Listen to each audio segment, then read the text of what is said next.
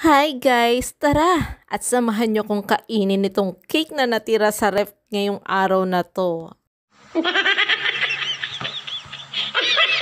Etong cake nga pala na to ay nung New Year pa at nung Christmas. Pero bahala na, hindi pa naman siguro expired to, di ba? Favorite ko kasi itong cake, kaya sabi ko sa kanila, wag na wag nilang kakainin at papakialaman ito. Hindi ko rin naman alam kung expired na to o hindi. Basta hindi ko naman nalalasahang maasi. Talaga naman, mukbang ng cake is life talaga. Napakasarap. Yummy! Pasalamat na lang talaga ako at hindi pagising ang mga pamangkin ko, kundi nako, kahati ko sila sa pagkain ito. Inamoy-amoy ko pa talaga kung panis na. Pero bahala na nga kung panis to. Basta natitikman ko na may matamis.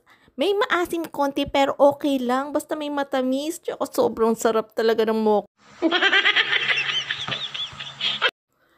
Alam ko naman natatakam na kayo sa mga nanonood ngayon. Pero kung diabetic ka, please lang manood ka na lang. Mamaya niyan bumili ka pa ng cake eh. Sorry guys ha, ganito talaga akong kumain. Basta gustong gusto ko yung pagkain kinakain ko. Syempre, with the help of tubig, diba? Kasi baka mabulunan ako, hindi ko pa makain yung natitirang cake.